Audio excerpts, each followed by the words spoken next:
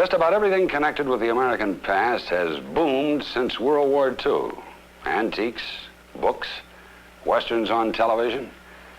And in Philadelphia and other cities, old neighborhoods of faded grace and charm have suddenly bloomed to become valuable property.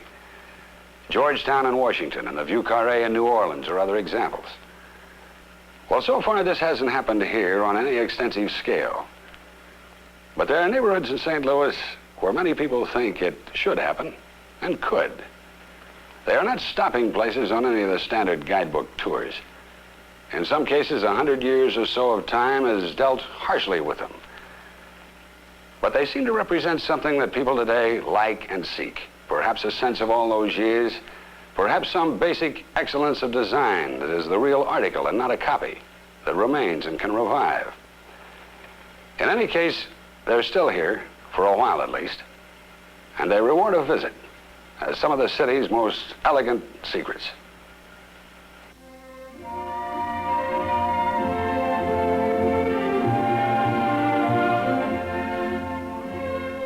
The Marquis de Lafayette had honored St. Louis with a visit. The city returned the favor by giving his name to its first park in 1836. Formed from land Laclede had set aside 50 years before to be common pasture for the village livestock. Now the center for Lafayette Square, it was considered well worth framing with ornamental stone, with gates and landscaping to match.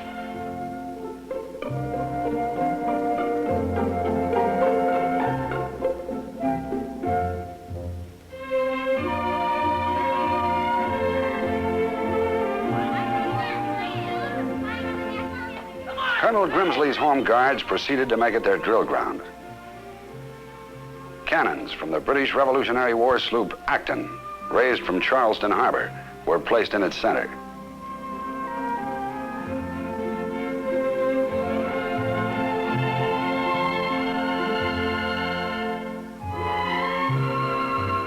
St. Louis had skilled craftsmen in wrought iron, and the city voted $50,000 for an ornamental fence. It was appropriate for the stylish new houses of a design brought back by visitors from the Paris of Napoleon III. These were the work of the city's foremost architects of the 1870s. Mansard roofs, rounded windows, elaborate cornices. These were how elegance was defined in the post-Civil War years, when the neighborhood was one of the handsomest in St. Louis.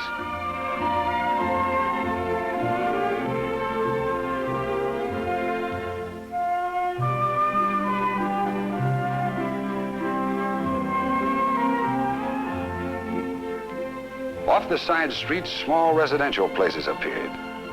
And Benton Place is one of them that retains the style of the times. The same narrow mansarded roofs from the French Empire, high ceilings inside, an occasional German Baroque. The lingering of ornate Victorian America, much of it preserved, some ready for removal or restoration.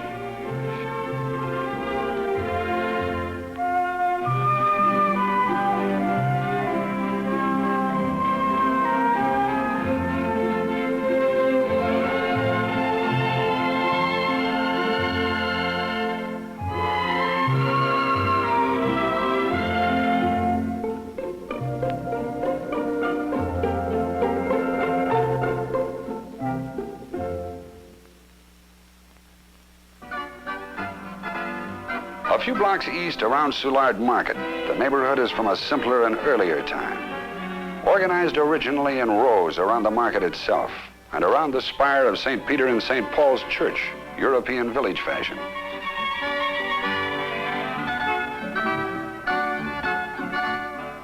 It was a hard-working neighborhood, and still is, holding on for over 100 years to the neatness and order of the new-coming German families who built it.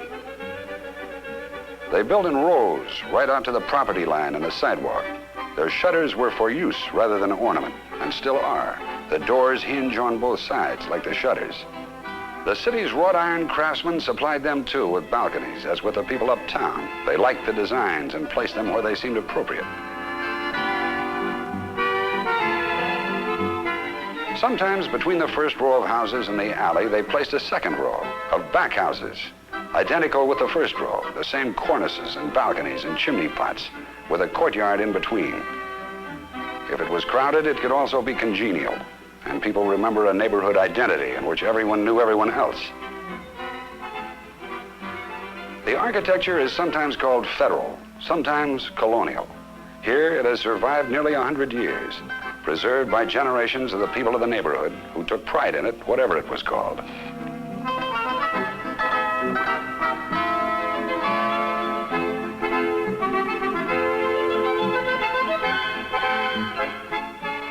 Even earlier row neighborhoods remain around St. Laborious' church on the near north side, part of old Kerry Patch, where the first Irish built and then Germans in successive waves, north of Franklin Avenue. A part of St. Louis dating from pre-Civil War times. Houses like these have become the high rental neighborhoods of Washington.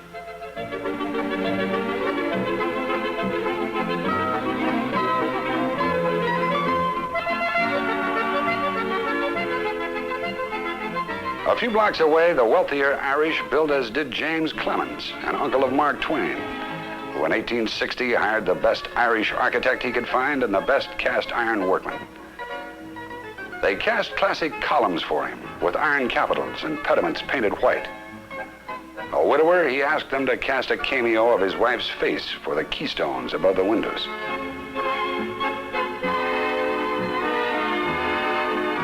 So far, his house has survived fires and new traffic ways to become historic architecture being put to a living use. It is the headquarters of the Vincentian Foreign Mission Society. The neighborhood around has not been so fortunate. George Brooks is director of the Missouri Historical Society. Really start with the people in the neighborhood. If they aren't interested in preserving it, I think you've lost 90% of the battle. What about developers helping? There's always the danger in this, too, I think, of making it kind of a Disneyland with gas lights. You tend to seek out the quaint, and the end picture is not really what it was in the beginning. Georgetown, for example, is full of pink and blue and yellow and green houses, which I'm sure would shock our colonial ancestors. You can't preserve a neighborhood just for the sake of preserving a neighborhood, though. It has to come from the people within the neighborhood who really want to do something about it. What about other parts of St. Louis? Well, I think it is unique. In traveling around the country, I don't think you'll find a collection of houses still, in the vast majority, preserved as one-family residences, holding together as an entity the way the West End of St. Louis does. Is there any reason why that still has appeal, do you think? I think probably it's just due to the period when they were built, the architecture and the wild variety of styles and the different enjoyment you can have just by looking at a row of buildings and finding anything to suit your taste. They were doing classical Roman temples and the kind of thing that we value now for its nondescript quality. That's Victorian. It's just pure, rampant joy in eccentricities. Built as the century approached its finish, St. Louis's West End has managed to defy descriptive labels. To some, it has defied simplicity, too. It spoke Greek and Roman, the Renaissance, Merry England, and sometimes Egypt. And it was like a tour through an architect's textbook. It shaped ordinary doors, windows, and rooftops after all of these fashions, and invented new ones of its own. It added up to no one style in all styles. It was pure St. Louis, a place where ornament was the rule, and where if a man's house was his castle, it should look like one, and preferably have a pleasure dome, too.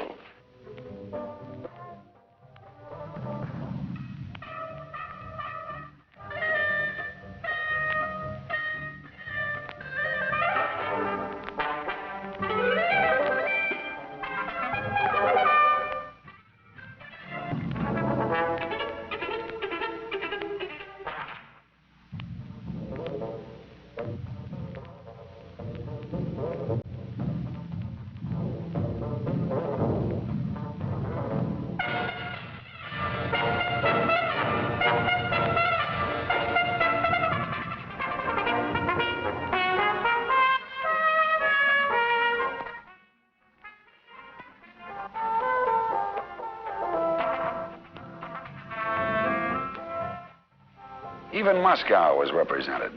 The Kremlin.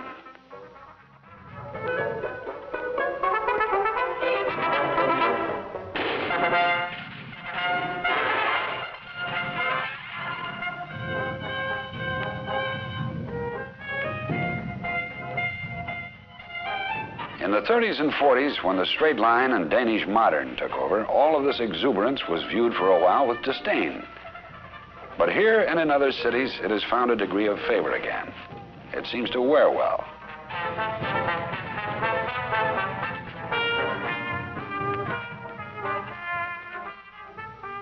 Even the eye window is regarded with tolerance.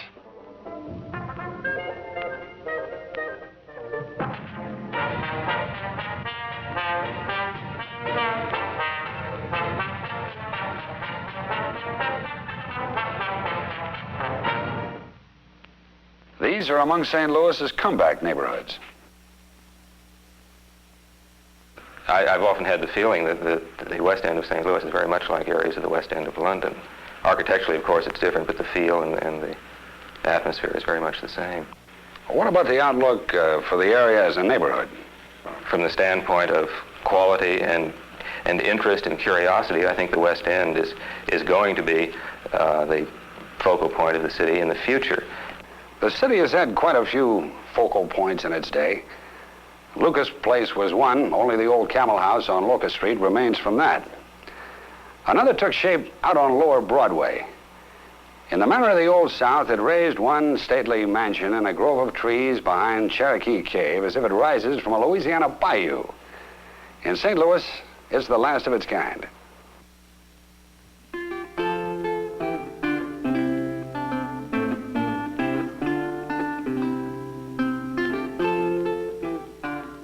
The family home of Dr. Nicholas DeMenil stands on Lower Broadway among factories and foundries.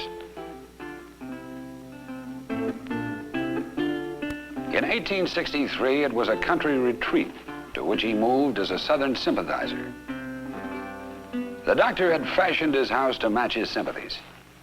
He encircled it with New Orleans ironwork, screened it behind magnolia and tamarind trees and night-blooming jasmine.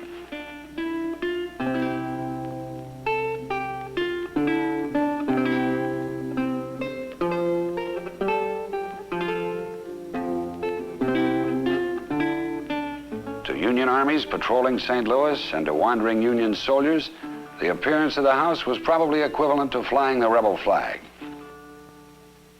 The veterans had burned many a house like it in Mississippi, and it must have seemed inviting. But the house survived occasional raids and even later a more stubborn enemy, the weather.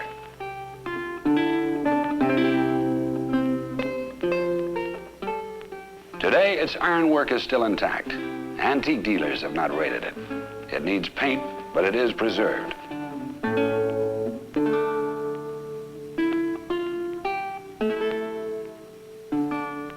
As the South slowly gave way, the doctor added iron bars to his windows.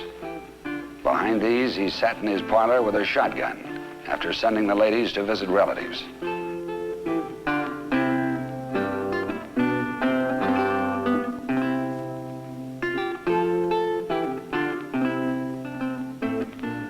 In a house with Greek columns in front, they had sometimes amused the gentlemen with homemade parlor pageants about Greek maidens.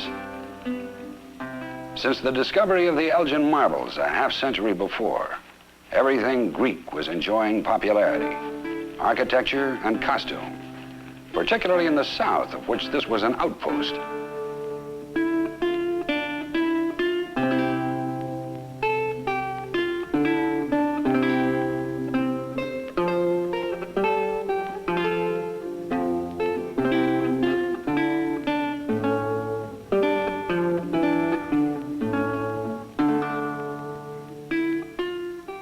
In later years, he was once more hospitable even to ex-Union Army officers who crossed his threshold as friends.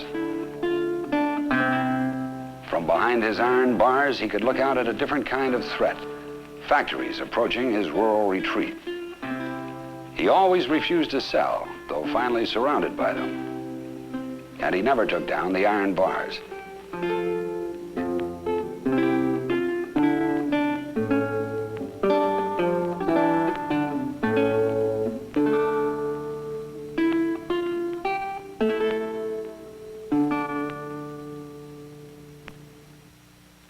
actually, this is about the finest antebellum house remaining in St. Louis. Gerhard Kramer, an architect, past president of Landmarks Incorporated. Of old landmarks like this, well, the future generation, our children and our grandchildren, will have nothing really to see the way we lived, or the way that our parents lived in the old days.